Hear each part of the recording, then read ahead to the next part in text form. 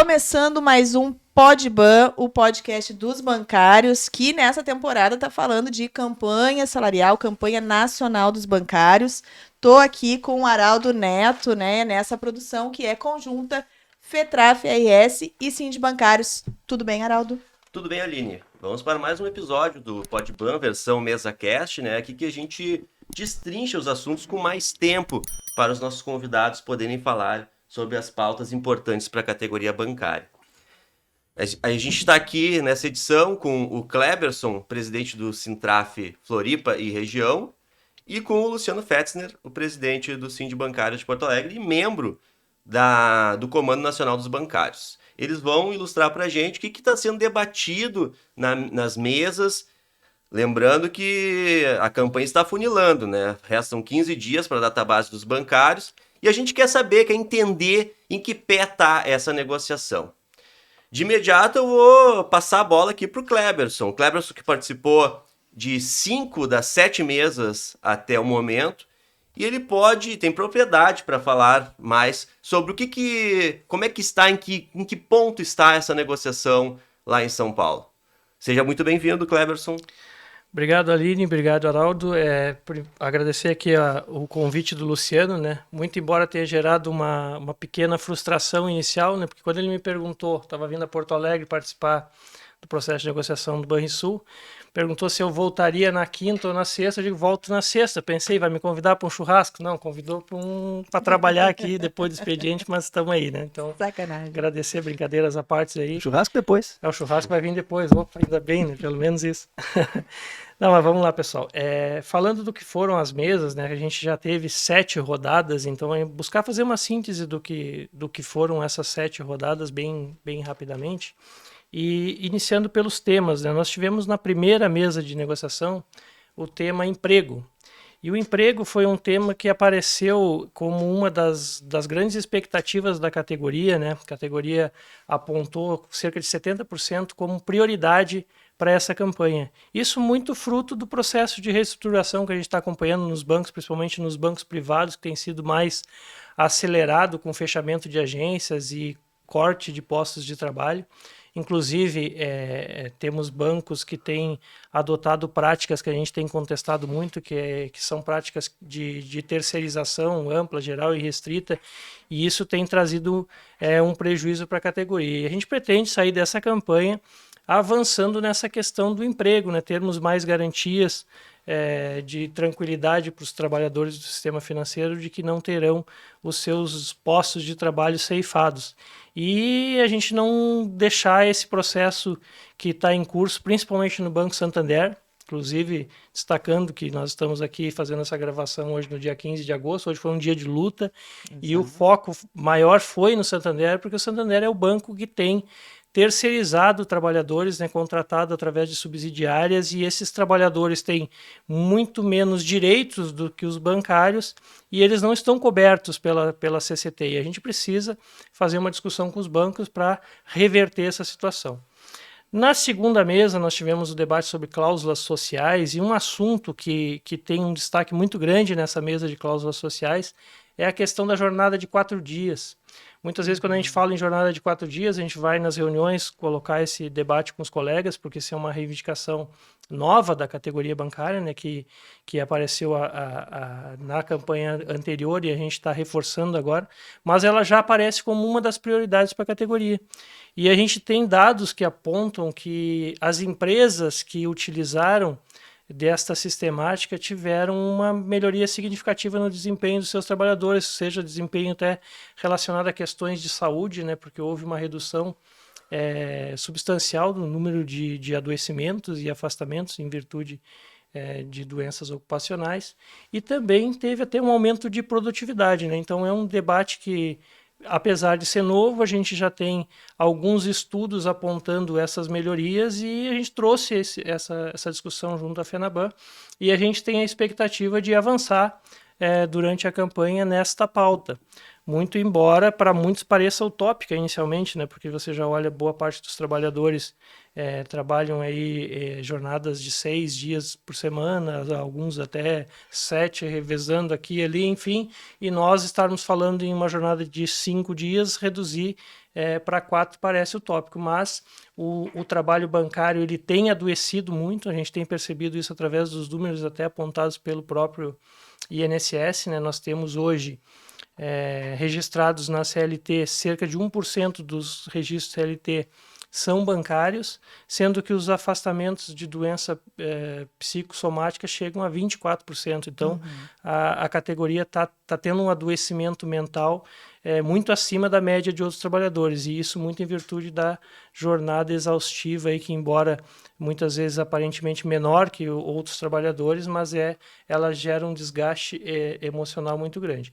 E aí, fruto desse debate que a gente fez com a FENABAN e a apresentação desses números, inclusive, a gente conseguiu, através da mobilização que a gente fez em rede social, no dia que estava debatendo esse tema, colocar o assunto em pauta, né? Nós tivemos vários veículos de comunicação que publicaram matérias falando sobre o assunto, inclusive destacando esses números que nós levamos para a FENABAN, né? Várias empresas, inclusive, fizeram projetos pilotos e muitas delas reforçaram a renovação do projeto piloto e algumas até mesmo a implementação da jornada de 4 dias. Então, é algo que a gente tem a expectativa que é possível avançar sim, e a gente vai continuar insistindo nessa pauta.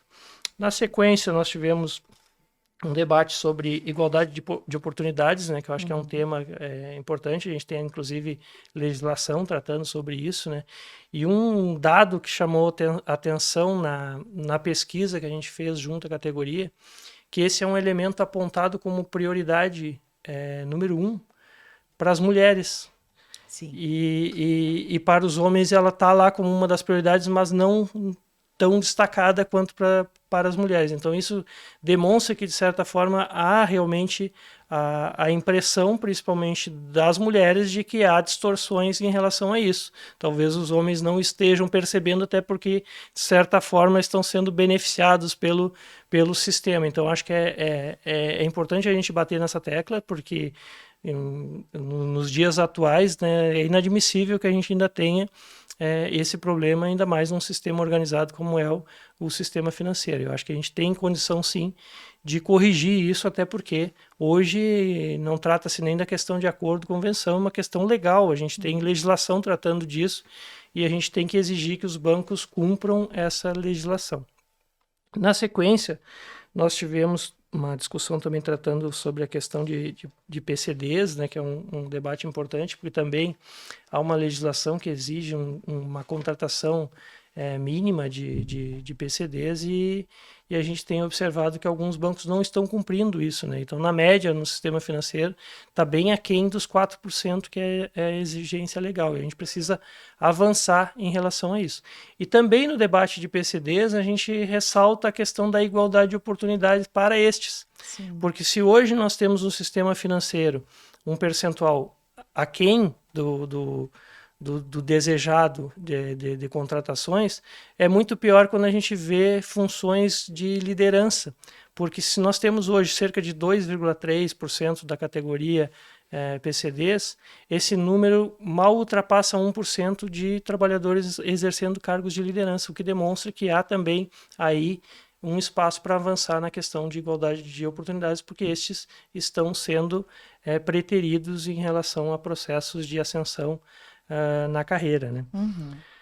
Um outro assunto que foi tema das discussões e não poderia deixar de ser, até em virtude do que eu falei recentemente aqui da questão do adoecimento da categoria, é a questão da saúde, né? A saúde foi, inclusive, abordada em 2 mesas, né? E a gente sabe que um dos principais culpados desse adoecimento da categoria é a forma com que os bancos têm se utilizado dos sistemas de metas, né? A cobrança excessiva sobre os trabalhadores é que tem gerado esse adoecimento. E a gente precisa corrigir isso, a gente precisa discutir isso com seriedade, porque a gente tem, além desses dados do INSS, uma série de levantamentos. Inclusive, fizemos uma pesquisa com a Universidade de Brasília recentemente, que o resultado foi bem preocupante. Então, é um tema que a gente precisa avançar nessa CCT, e eu acredito que depois, na sequência, que a gente vai sinalizar o que já andou, mas só para abordar aqui os assuntos em questão. E o último ponto, né, que surgiu foi a questão das cláusulas econômicas, né? Então, as cláusulas econômicas foram alvo das últimas 2 mesas, muito embora essas mesas também tiveram devolutivas, e nessas questões de cláusulas econômicas é importante frisar que a gente está solicitando aí o reajuste do INPC acumulado nos últimos 12 meses, mais um ganho real de 5%, isso refletindo em todas as verbas aí de natureza salarial. Basicamente, isso é um resumo do que foram essas 7 mesas, né? Um excelente panorama aí, né? E até quero aproveitar esse resumo do Cleberson para lembrar que a gente gravou um programa específico sobre saúde com o Mauro Salles, secretário de saúde, né, da Contraf. Gravamos um sobre igualdade de oportunidades também com a Bia Garbellini, com a Priscila Guirres aqui. E foi isso. E o Banrisul. E do Banrisul, que depois nós vamos falar na sequência aí. Mas então aí a gente tem um detalhamento também dessas mesas específicas aí nesses programas. Assistam aqui no YouTube do Sind Bancários e da FETRAF também. E aí aproveitar esse gancho, porque o Luciano esteve nessa última mesa, inclusive aí sobre cláusulas econômicas, nas 2 últimas que trataram desse tema, né?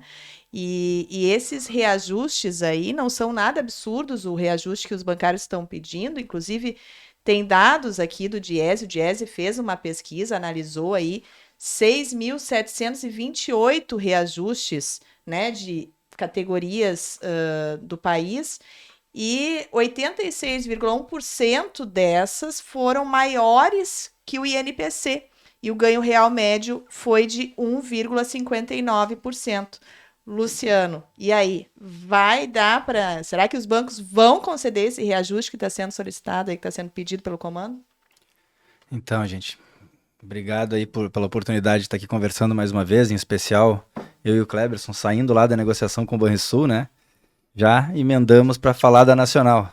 Tira um paletó, bota o outro, vamos na pauta. Vamos que vamos. E falamos um pouquinho de Banrisul no final, mas sobre as cláusulas econômicas, é interessante que a gente teve 2 rodadas de cláusulas econômicas, que estavam previstas desde o início da campanha salarial, na entrega da pauta nós fechamos esse calendário, tínhamos previstos essas datas para cláusulas econômicas. Se falou de tudo, menos de cláusulas econômicas. Quer dizer, se falou muita choradeira da parte dos bancos, trazendo uma série de elementos, argumentos, dados que muito pouco tem a ver com o debate que a gente deveria estar fazendo de encontrar esse ponto de equilíbrio. Qual o reajuste? Bom, vivemos tempos de inflação baixa. Teoricamente, com uma inflação baixa, não é tão difícil assim para as categorias de empregadores alcançarem um reajuste acima da inflação. Tivemos tempos recentes aí de inflação acima de 10%. Era um debate muito mais complexo do ponto de vista dos empregadores. Agora, a gente tem que lembrar que o nosso empregador é banqueiro. E que banco dá lucro com pandemia, sem pandemia, com calamidade, sem calamidade, com recessão, sem recessão, porque banco é banco. E todos os dados e números e resultados que nós temos visto no mercado apontam que está tudo bem para os bancos. Então, do nosso ponto de vista, não faz muito sentido que nesse cenário que tu apresentaste agora, de que a esmagadora maioria das categorias profissionais nesse ano estão tendo avanços no seu poder de compra, que os banqueiros não façam o mesmo com seus empregados. Agora, eles iniciaram essa última rodada de negociação trazendo elementos como, por exemplo, o número de clientes por empregado do Nubank, que é um concorrente de fintech, como se isso fosse um dado relevante. O que interessa o número de clientes por empregado? O que interessa é o número de resultado gerado por empregado, né? Até porque uma fintech, ela não cobra tarifas para abertura de contas. Então é evidente que vai ter milhares a mais de clientes do que um banco comercial normal, que cobra tarifas. Em que pese paga quase mais de 80%, mais de quase 90% do seu custo com folha de pagamento só com tarifas, né? Todo o resto é lucro. Então, nós temos um arcabouço de argumentos que superam os que os banqueiros trazem para as mesas, que justificam o aumento real, que justificam o nosso pedido de uma valorização na PLR, na participação nos lucros e resultados, que já foi um percentual maior do resultado dos bancos no passado do que é hoje. isso vem reduzindo. Então faz sentido nós estarmos batendo nessa tecla. Faz sentido batermos na tecla dos vales, batermos na tecla de que, os bancos podem dar um reajuste que melhore minimamente as condições de vida dos seus trabalhadores, que geram lucros recordes em cima de lucros recordes. E que pese, como eu falei, não se falou muito de cláusulas econômicas, porque também o Cleberson fez um bom resgate aqui de discussões que vieram nas mesas anteriores, e agora a gente já está aqui no dia 15 de agosto. Então, a campanha salarial ela vai afunilando, vai chegando naqueles pontos de, tá, mas o que dá para avançar? Então, os banqueiros começaram a mesa da última rodada fazendo uma choradeira sobre resultados, sobre competitividade, sobre concorrência dos bancos digitais e das cooperativas e de outras categorias, que nós entendemos que é categoria bancária, mas na prática não é, que é uma disputa nossa do ramo financeiro, nós precisamos avançar nisso, mas eles jogaram para trás o debate. Para trás no sentido de resgatar as discussões e pelo menos trazer alguns retornos dessas mesas anteriores, porque não tinha tido nada até então. A campanha estava chegando perto de afunilar já, no dia 15. Os banqueiros, historicamente, desde a reforma trabalhista, desde que acabaram com a ultratividade dos acordos coletivos, ou seja, que os acordos param de valer depois do vencimento, eles têm usado a estratégia de chegar o mais próximo possível do vencimento do acordo para tensionar a renovação, sem avançar como nós gostaríamos que avançassem. Essa é a estratégia dos banqueiros.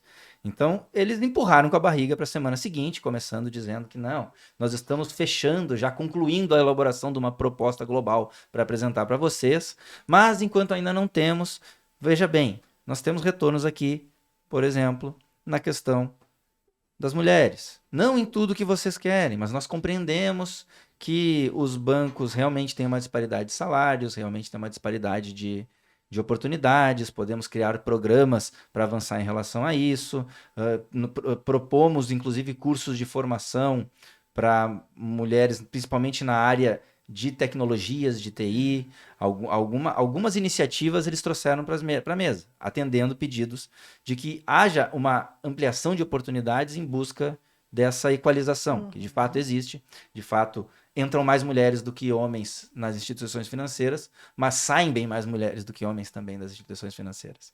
E nos cargos que hoje estão dando salários muito altos desde o início, que são as áreas de TI, de tecnologia, ali entram mais homens e são promovidos mais homens. Existe essa disparidade e, avançamos um pouco nesse tema. Avançamos no tema da igualdade de oportunidades também, no que se refere às pessoas LGBTQIAPN+.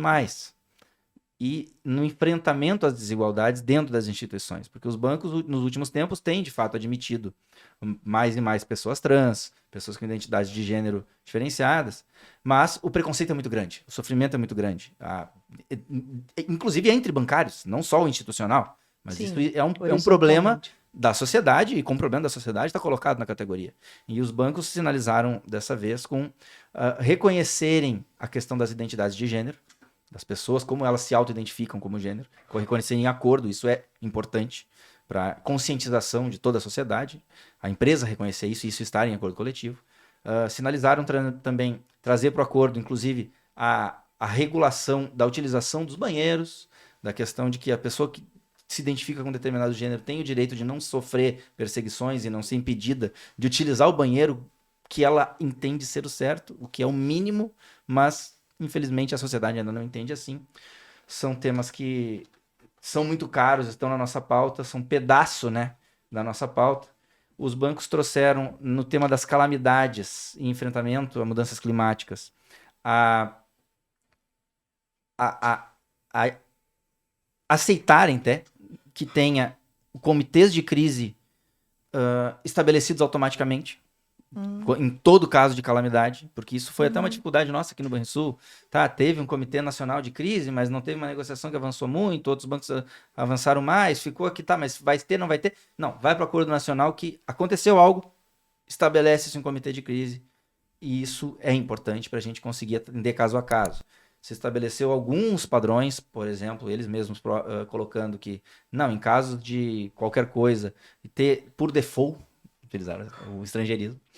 O teletrabalho, a utilização de bancos de horas. Nós batemos muito na tecla nessa temática que os bancos deveriam também colocar em acordo que não fechem agências quando acontece alguma calamidade. Muito bom. E, infelizmente, nesse tema, ouvimos um retumbante não, com o argumento absurdo de que, não, mas é que tem que olhar com calma, porque se for uma agência que não está dando resultado, aí não faz sentido reabrir. Meu amigo, não se trata de dar resultado, se trata de que tem pessoas ali que estão atingidas pela calamidade também, e é nesse momento que precisam que a instituição esteja ali e não vire as costas. Mas, infelizmente, recebemos um não nessa temática e temos vivenciado isso muito aqui no Rio Grande do Sul, né? Como é o caso da Matias Velho ali em Canoas, como é o caso de muitas agências aqui das áreas de Porto Alegre e de outras regiões do estado que estão sendo anunciadas que não vão mais abrir. Isso é muito ruim e a gente precisa dar esse feedback de que os bancos estão fazendo isso e isso é muito errado. Enfim...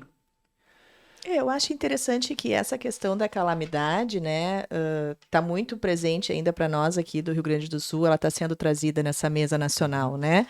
Porque é isso, a gente teve pandemia também não faz muito tempo, né? Então, tem que se prever esse tipo de situação, né, Cleberson? O que tu acha? Sim, eu acho que é um ponto importante, né? Porque como o Luciano falou, além de participar do Comando Nacional, a gente também participa do debate com o Banrisul e a gente espera que aqui essa temática avance.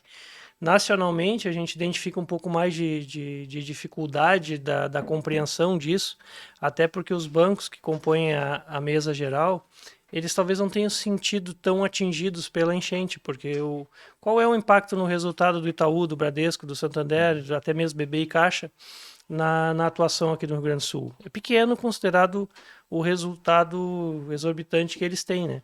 Sim. É diferente daí de um banco regional que está focado aqui, que boa parte do resultado tem um impacto direto, né? Então, é um problema a gente mostrar para eles e também colocar que essa questão de desastres ambientais, de calamidade, é uma coisa que aconteceu agora no Rio Grande do Sul. Mas a gente está vendo um desequilíbrio ambiental tão grande que quem garante que não vai acontecer logo ali na frente em outro estado ou até outros estados, região, enfim, é algo que não pode estar descartado. E seria muito positivo a gente já ter algumas previsões, porque daí a gente larga na frente. E a gente já tem um estado aqui que ocorreu, e já se viu o que deu certo, o que deu errado. Por que não implementar, criar um padrão com aquilo que deu certo, para que quando lá na frente a gente tiver que passar por essas circunstâncias, a gente não fique perdendo tempo, porque imagina, para quem perde tudo, 1 dia, 2 dias, 3 dias esperando para ver o que vão fazer, pode ser muito tempo, né? Então acho que é algo fundamental para a gente tentar avançar. É claro que teve alguns aspectos positivos, como foi colocado ali, a garantia de criação de um comitê, isso ajuda, porque pelo menos garante a interlocução, né? Eu acho que isso é importante.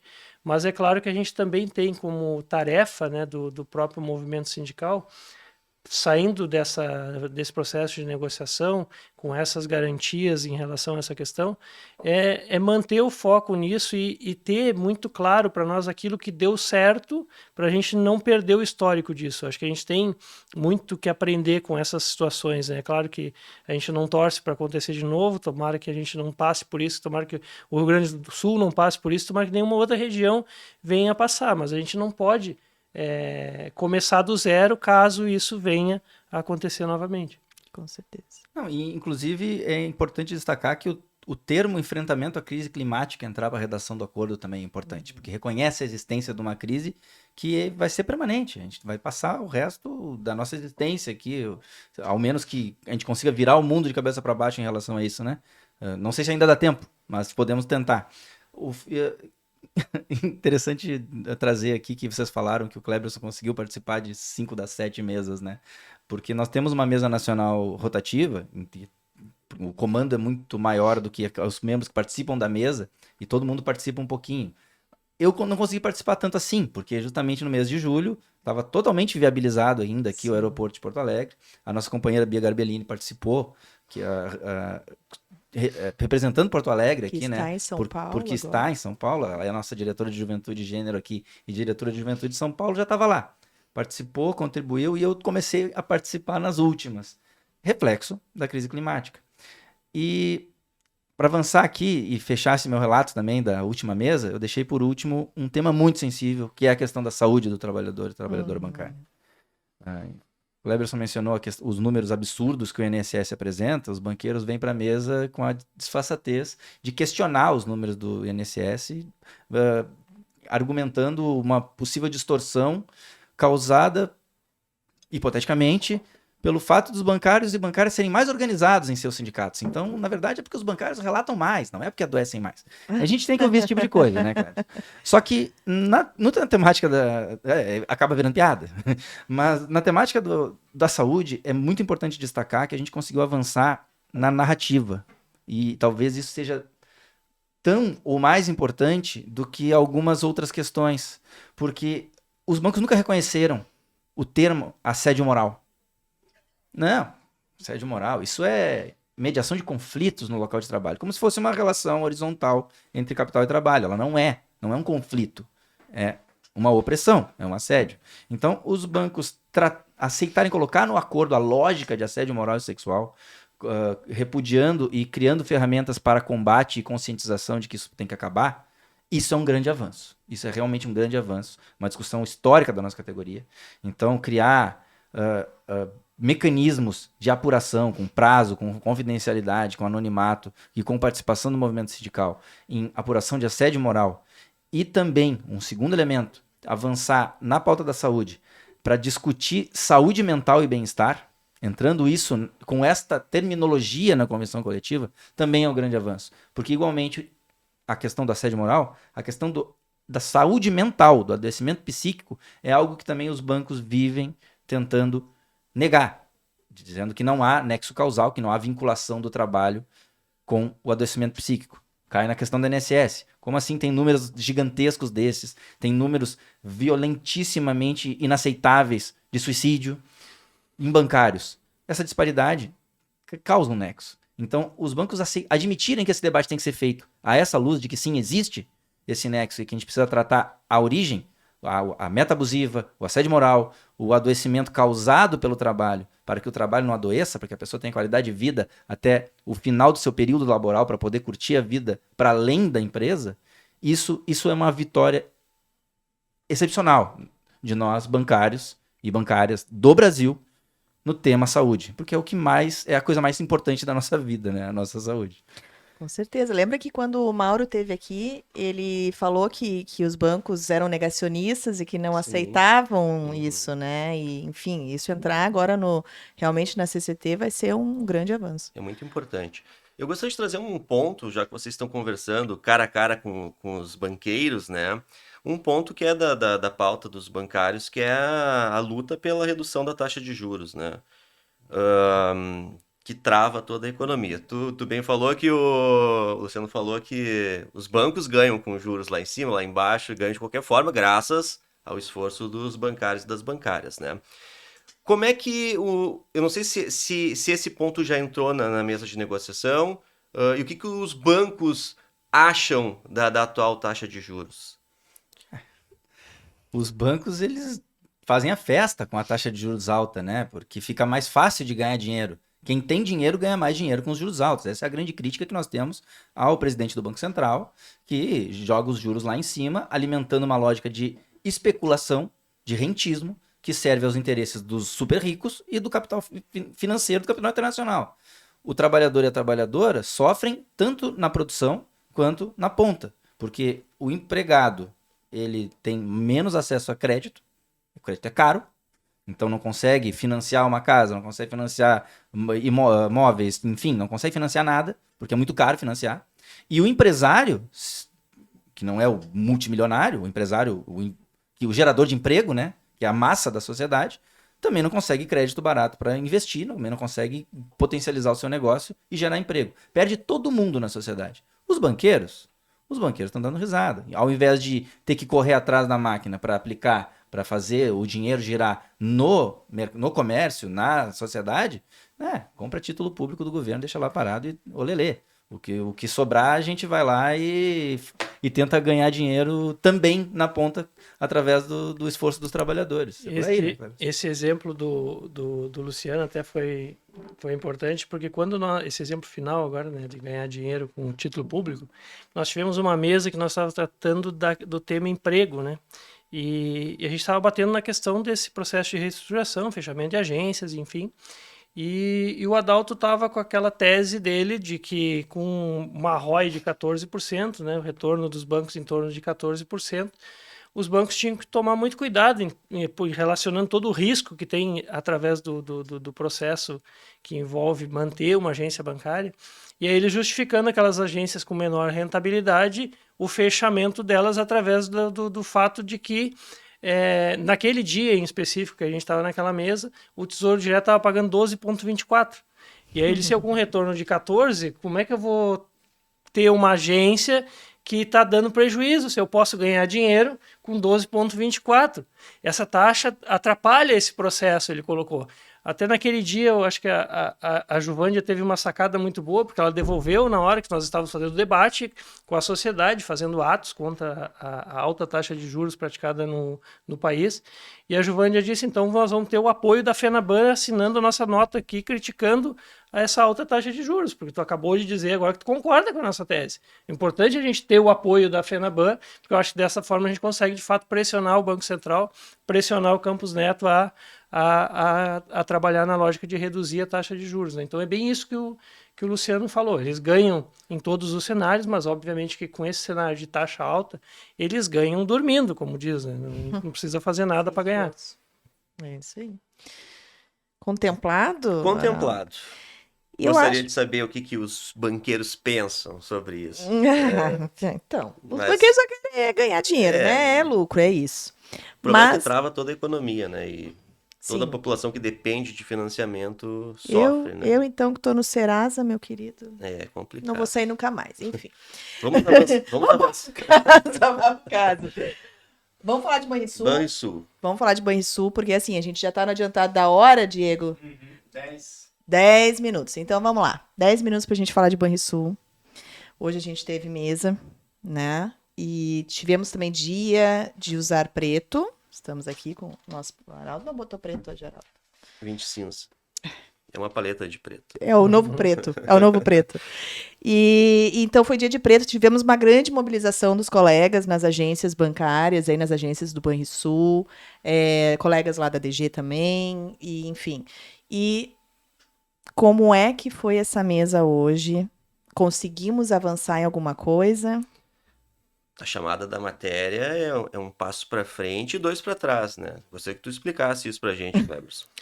Bom, sobre essa questão do Banrisul, acho que é importante primeiro começar pelo processo de mobilização, né? Porque acho que o que a Aline colocou ali foi fundamental, a gente vê o engajamento dos colegas banrisulenses nesse ato que foi chamado para hoje, né? Um protesto com todos utilizando preto, e num dia, inclusive, de ato nacional, nós tivemos outras atividades acontecendo durante o dia de hoje, e os banrisulenses se somaram nisso. Isso aí eu acho que é importante a gente destacar, porque é com essa participação que a gente consegue avançar nos processos de negociação.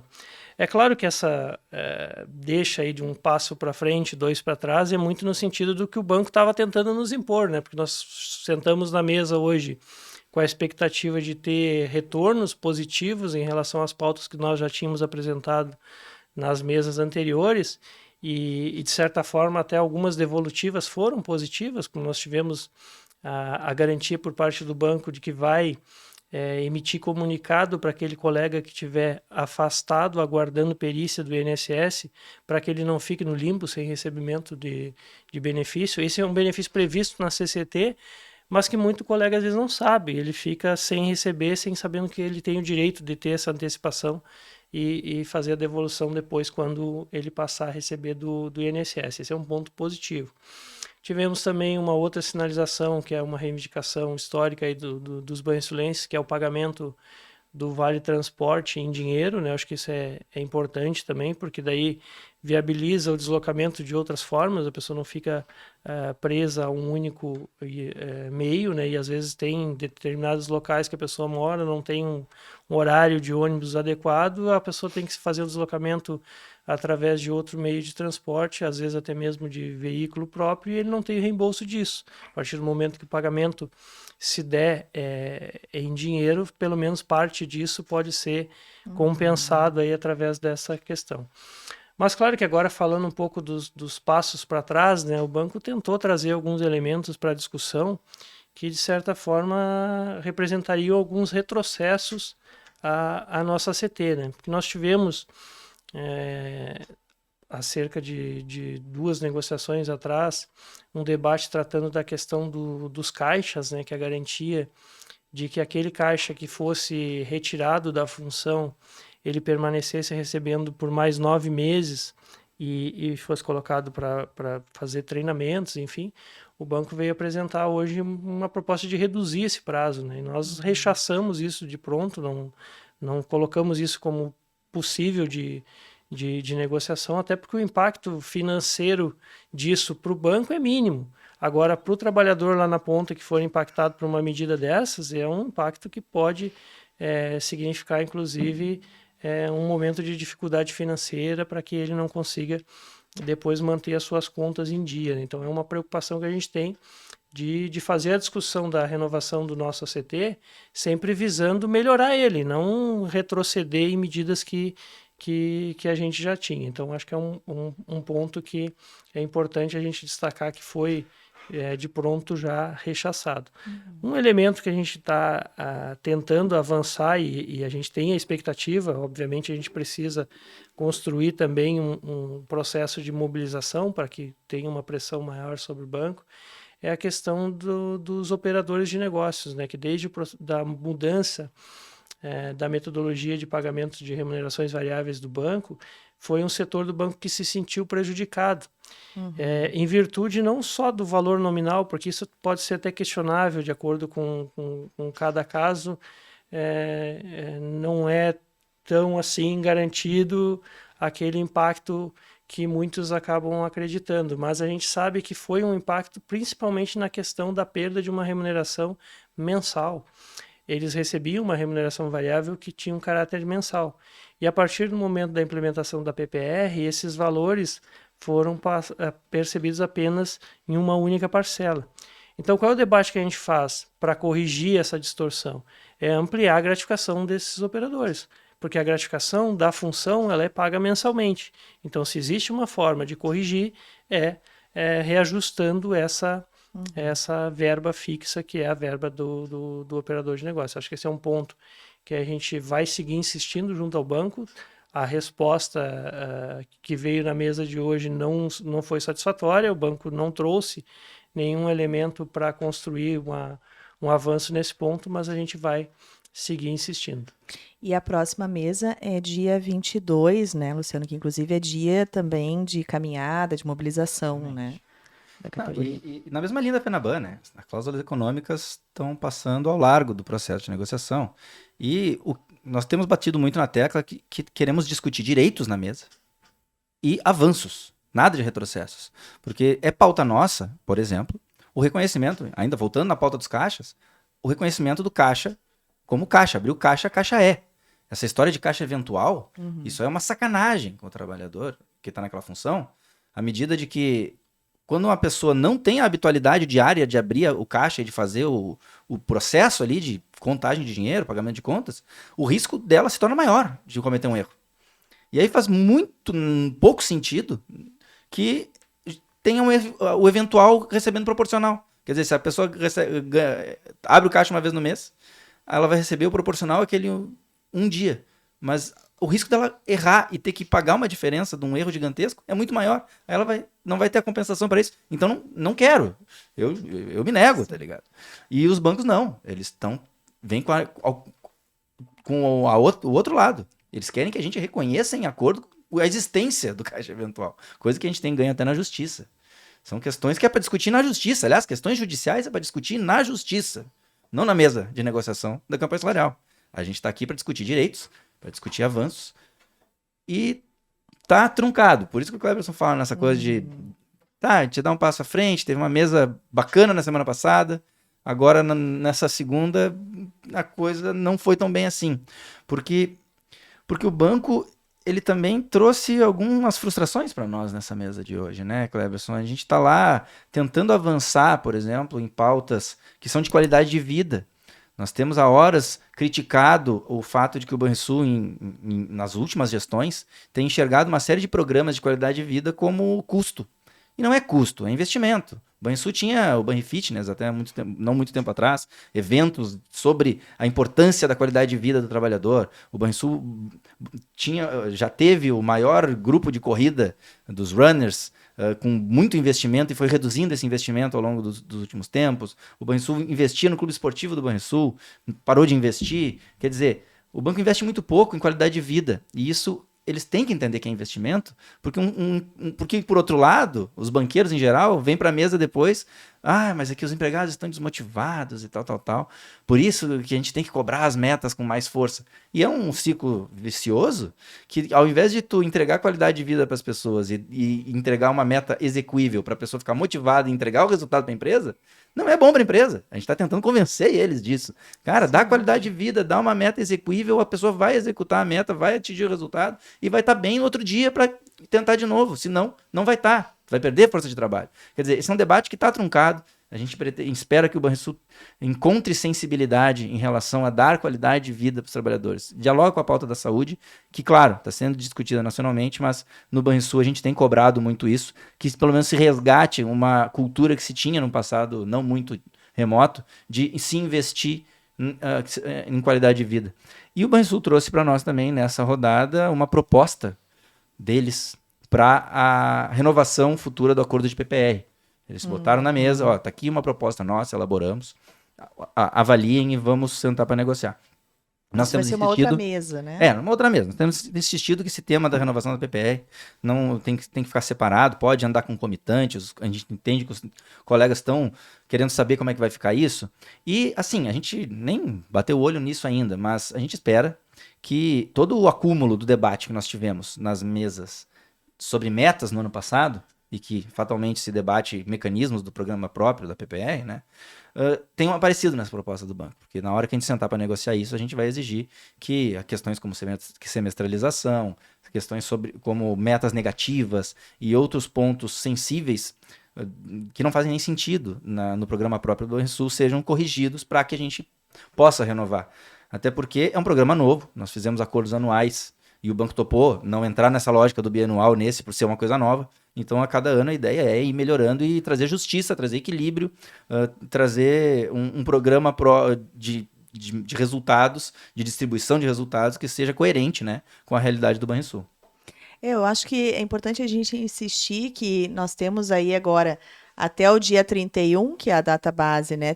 Pouco tempo, temos 2 semanas aí, né, pela frente, então a campanha vai se intensificar. É muito importante manter a mobilização, né, Araldo? Então, chamar o pessoal aí novamente dia 22, então a gente vai ter caminhada aqui em Porto Alegre, a concentração vai ser às 11 horas ali na Praça da Alfândega, né, pertinho do Banrisul ali, o edifício Querência da Caixa, que está fechado ainda, né?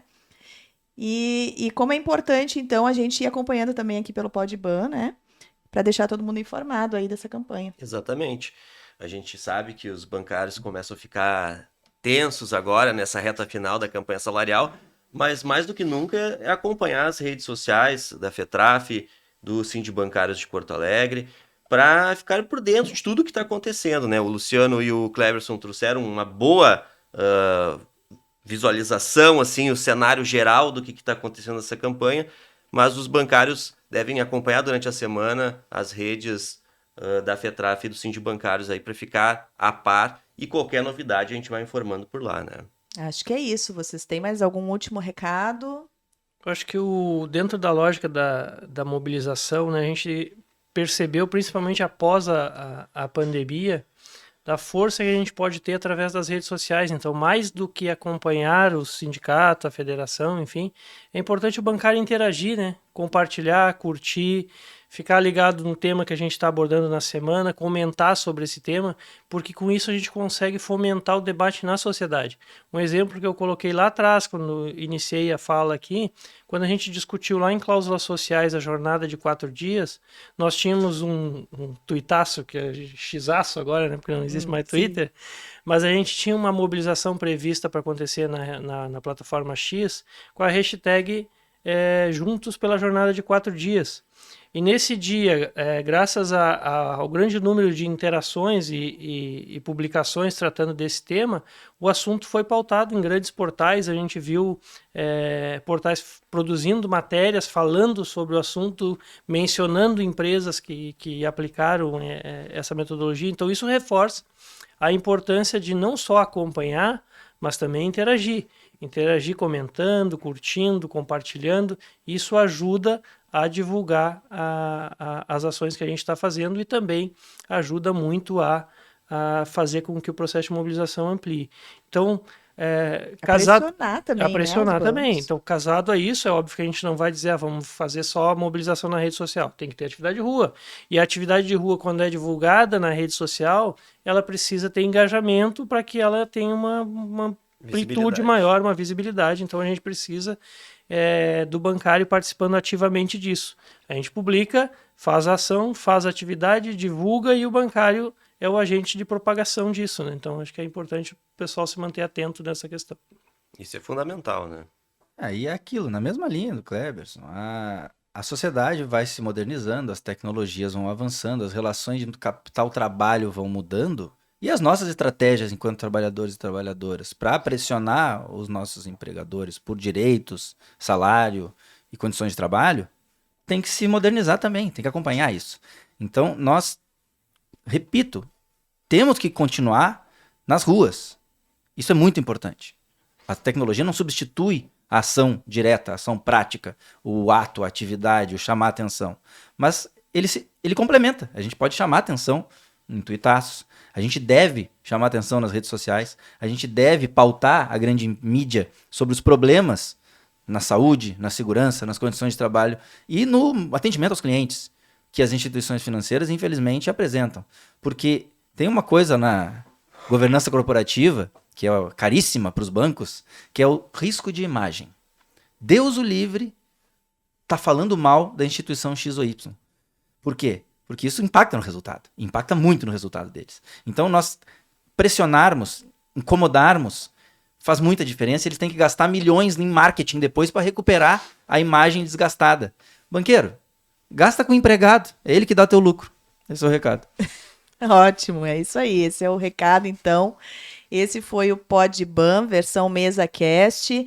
Agradecer aqui na técnica Diego Dornelles, que também foi nosso produtor essa semana, né? E Gilney Nunes, o nosso diretor de comunicação. Obrigada, Araldo. Obrigada ao Kleberson. Obrigada ao Luciano. Hoje, 2 presidentes de sindicato, né? Tão importante. Que moral.